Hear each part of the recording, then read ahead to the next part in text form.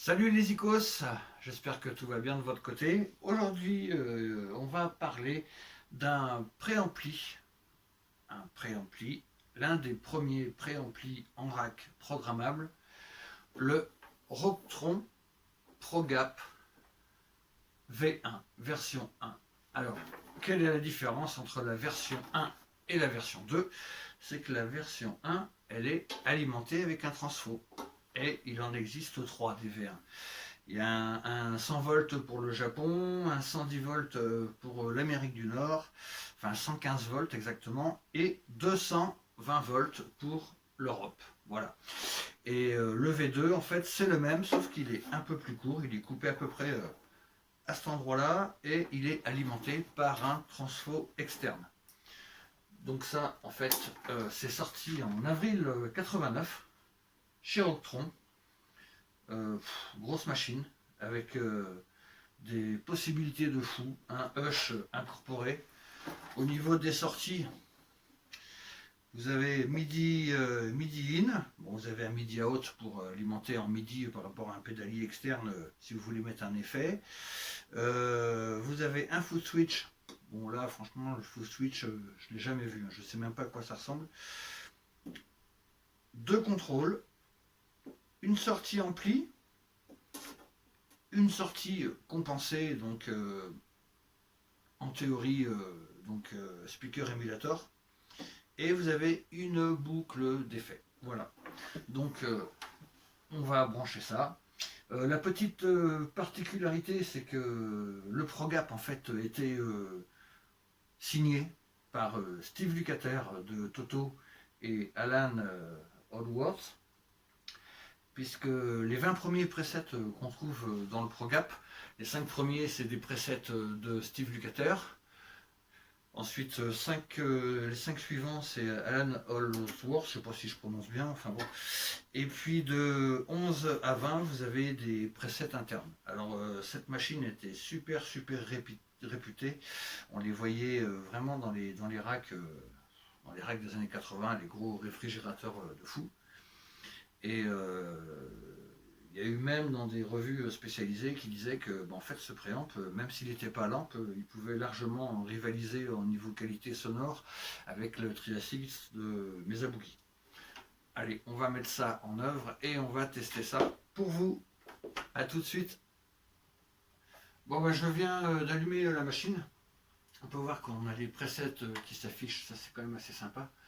Vous avez le input ici. Là vous avez le volume de sortie. Un recodeur avec plein de fonctions, presets, équalisation, gain, basse, aigu, réglage du hush, réglage de la sortie pour chaque preset, et ainsi que la programmation pour faire la programmation MIDI, entrée et sortie. Un peu le même système que le JMP1 Marshall si vous connaissez.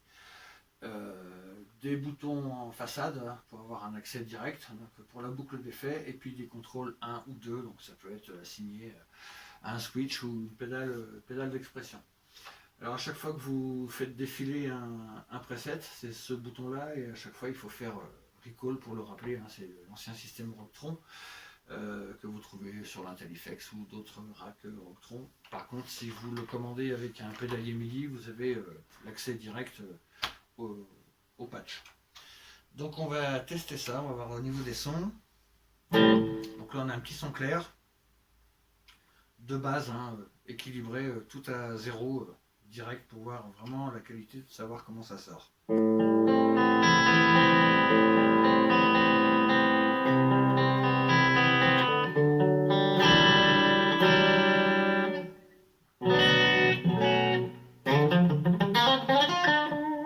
Là le gain est à 1, hein, parce que si le gain est à 0, en fait il n'y a pas de son qui sort.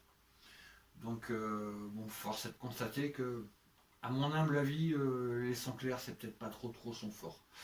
Donc on va aller direct. Donc là je vérifie bien si je suis en preset. Ouais, c'est bon. Donc allez, on va faire défiler les presets, voir ce que ça donne.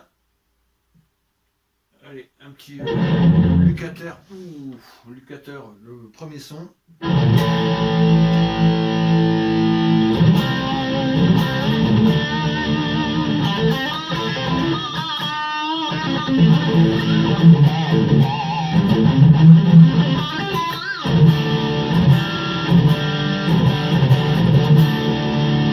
Ouais, là, gros son quand même. Une petite particularité. Au niveau de la carte son, j'ai mis derrière le ProGap juste une simulation haut-parleur cabinet du Fractal. J'ai choisi ce que j'utilise moi, le Marshall T75 412 tout simple, hein, pour avoir un peu plus de corps comme ça. Ça vous donne un peu le son un peu similaire que si vous jouiez sur un ampli.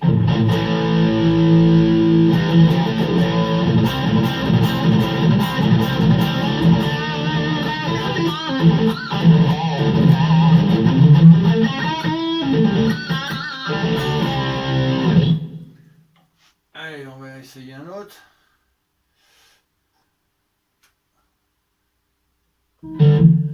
Lukather 2.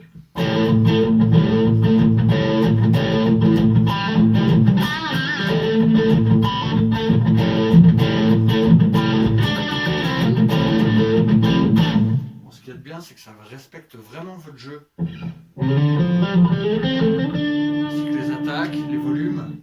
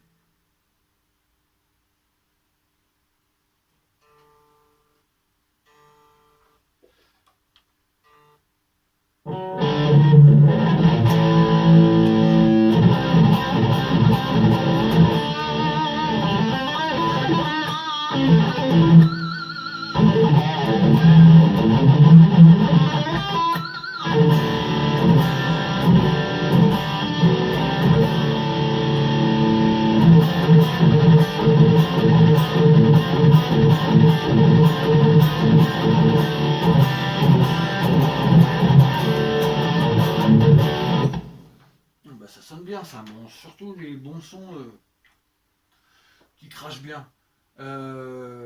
Tant qu'on est sur un son non saturé, je voulais revenir sur cette petite particularité là, le Threshold AGX. En fait, le hush, il est déjà programmé à l'intérieur de chaque patch. Et selon où vous jouez ou selon le changement de guitare, il y a des guitares qui souffrent un peu plus que d'autres. Donc ce petit bouton, en fait, il est manuel. Vous voyez, si je le retire, ouais, ça part en larcène tout de suite et ça souffle. Donc ce petit truc là, il suffit juste de le mettre au bon seuil.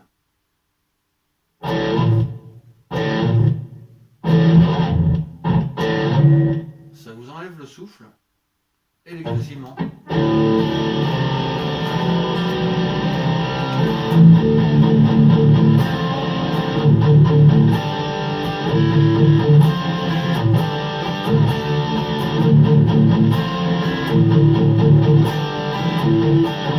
Donc c'est pratique et très sympa. Ils sont clairs.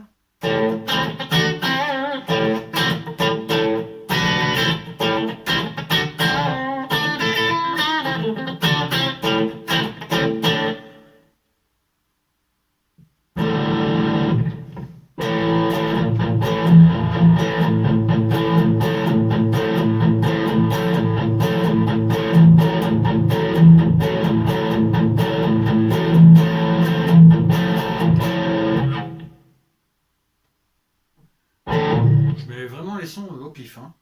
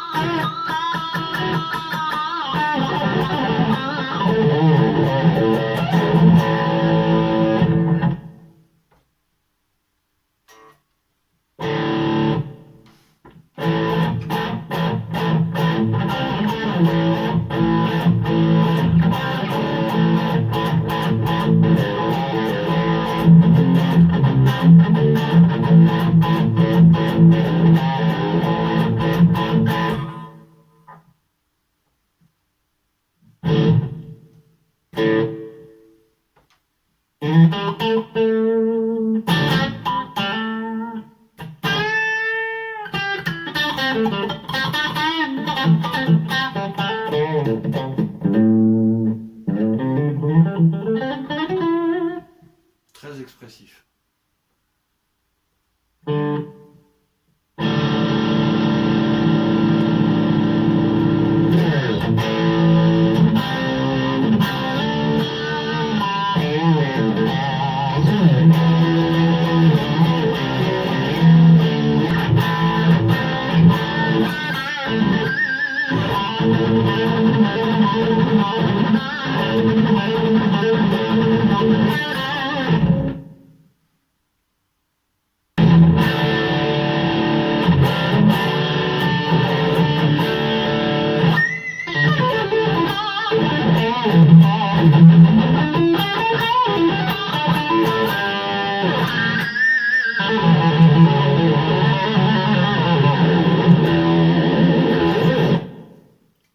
Bon, bah, franchement, super matos.